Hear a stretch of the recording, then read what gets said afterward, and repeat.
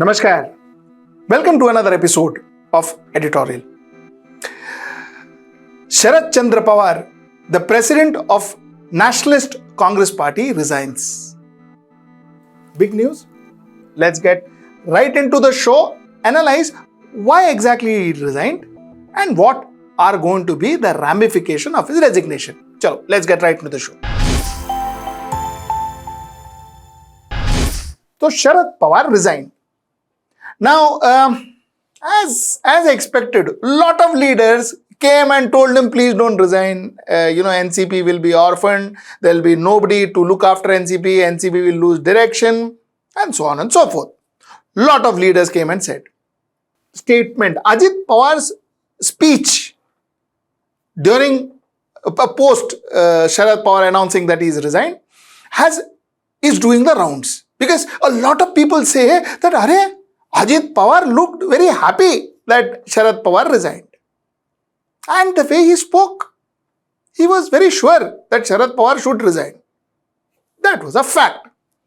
Now let us analyze this entire resignation story through the speech of Ajit Pawar.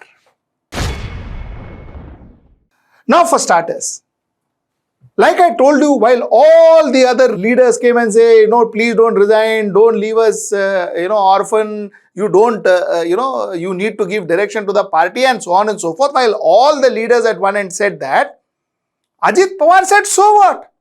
So what if he resigns? Good, because once he's still there, he's still going to be the boss of the party.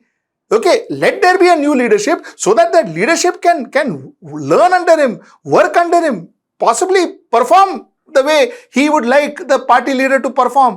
साहेबच आपले आपण यायचं ते चव्हाण प्रतिष्ठानला यायचं silver ओकला यायचं किंवा आणखीन कुठे काही कार्यक्रम असतील तर साहेब आपल्याला वेळोवेळी मार्गदर्शन करणार आहेत.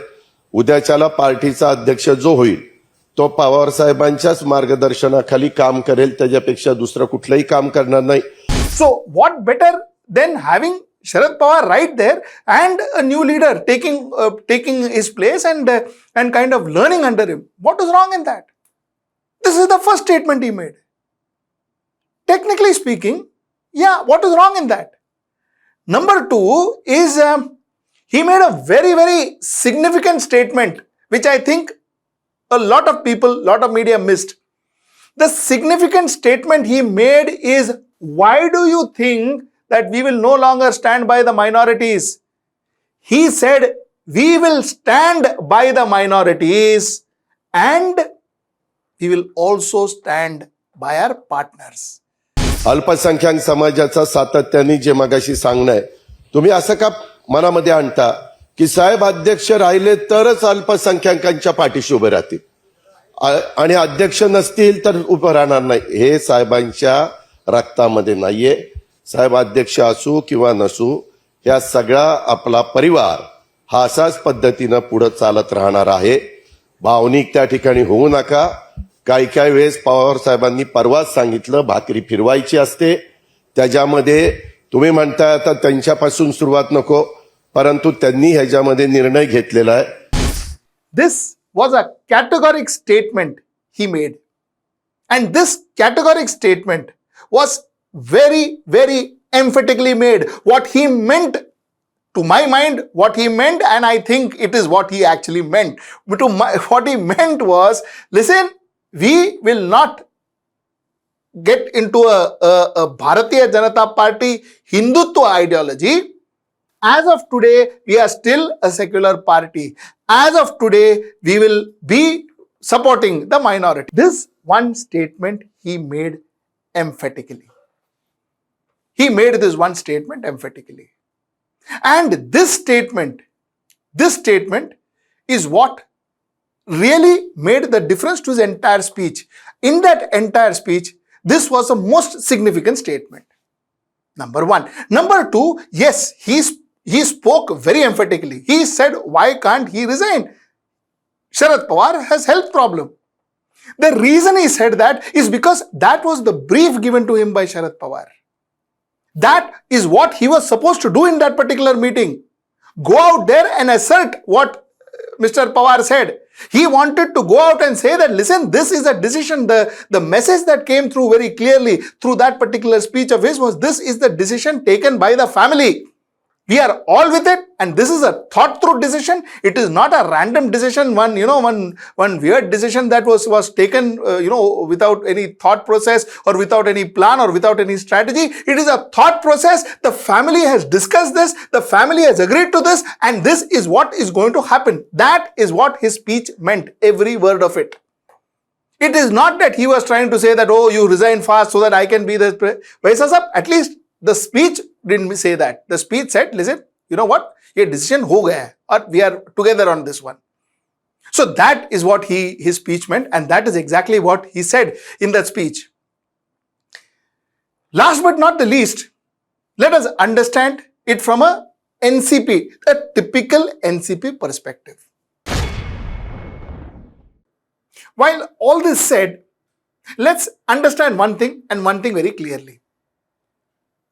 Whatever Ajit Pawar says, or even at times whatever Sharad Pawar says, it is not necessary that those things are put into action.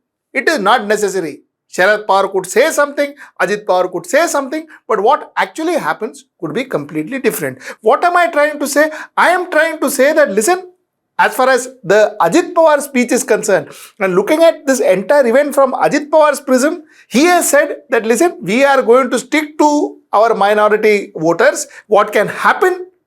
Well, as far as Pawars are concerned and as far as NCP is concerned, one never knows. But what I will say with confidence is, if there is a new party leader that happens in the next 2 days, which I think would, a lot of people say that Pawar could pull back his resignation, and things could be back to normal. I want to believe, I could be wrong in this, but I want to believe that Pawar will not. Sharad Pawar does not take any decisions without a reason. If Sharad Pawar has taken this decision, it means that Sharad Pawar has a strategy behind this particular decision which he has taken. This is not ruling out the fact that Sharad Pawar is also unwell. Sharad Pawar has health issues. He is aging and he has health issues. So obviously, he also would want somebody to take over, that notwithstanding that fact. But the fact also remains that if Sharad Pawar has quit in such crucial juncture, it also means that there is a strategy and there is an action that is going to come after this resignation, and which will be unfolding in the next 15 days. This is also a fact. I would like to think that Sharad Pawar's decision will be open very soon. Sharad Pawar's decision and why Sharad Pawar resigned will be clear once you know who is the next, who is the Uttaradhikari as they call, or the person who takes over from him. Who is that person? Who is his successor going to be? That will give you an insight on why Sharad Pawar took this decision. Till then, like I said, what is very clear is that this is a decision that has been sat through. People have spoken about it. The family has spoken about it. I'm sure senior leaders must also have got involved in this, but they have spoken, they have thought through it.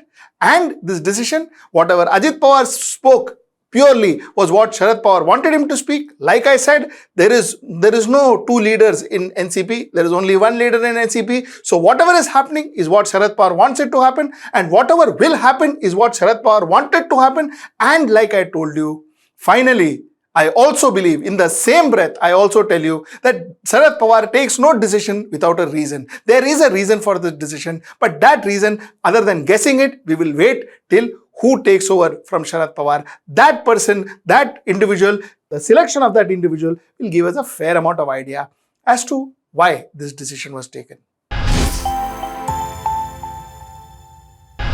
Films like Kerala Story, like I told you last time, not only goes against community, but it also goes against the state. It also goes against the prospects of the state, especially when such stories are baseless. There is no fact and figures to back these kind of stories. And I will tell you why. I will prove it to you why. When the trailer of Kerala Story was released, the description given on that trailer was heartbreaking and gut-wrenching stories of 32,000 females in Kerala. 32,000 females. What it meant was 32,000 females who have joined ISIS or who are behind bars. That is what the initial description was. Later on, after this 32,000 figure, people started contesting it. The description has changed. The description has changed to a spine-chilling, never told before true story, revealing a dangerous conspiracy that has been hatched against India. The Kerala story is a compilation of the true stories of 3 young girls from different parts of Kerala. Coming soon. 32,000 changed into 3 young girls. I will tell you what is going to happen. You see, stories like this send wrong message out of Kerala within the country.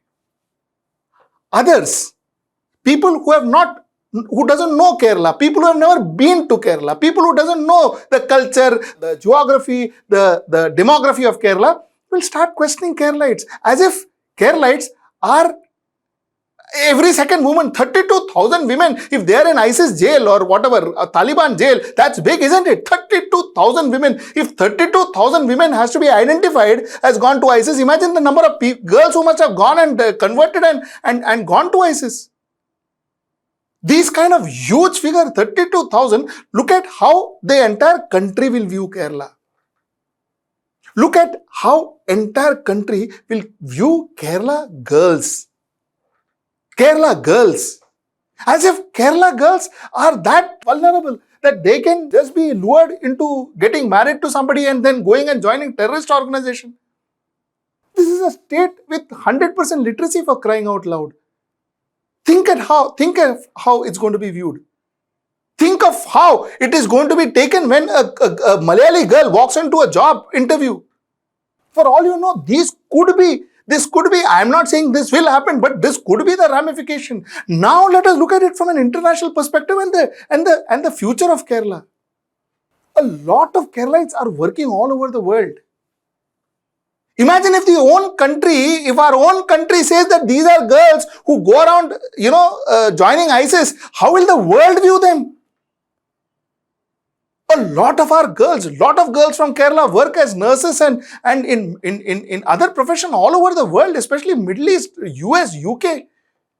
Look at how those governments will view these girls. I mean, this is something that we need to be mindful of. Mind you, Kerala is one of the world's most sought after tourist destination. Imagine how will those tourists look at Kerala? Is it going to help Kerala? Is it going to harm Kerala? And if it harms Kerala, it's also going to harm the country, isn't it? Because it's foreign exchange. The state earns foreign exchange. So it's beyond just being seen from a political or from a right-wing, left-wing prism. What needs to be done is to be seen as a future of a state, as future of young girls from Kerala, young girls and guys, because ultimately it's going to affect everything. That's the way it has to be viewed. So just for possibly to sell a movie or to sell a concept or to sell an ideology, if you do this kind of stories, it's going to have larger ramification. I hope the creators, I hope the government goes beyond all political lines and look at it this way, because it's going to harm the state. So I am actually pleading to people, pleading to the filmmakers that please be wary of what you're making. Because if this is what you're going to make, then we are all going to have a problem. If this is what you're going to make, then the state is going to have a problem. If the state is going to have a problem, the country will have a problem. Because finally, you can't view a state in isolation with the country. Finally, we are all one. This is my point of view. Till I see you next time. Namaskar.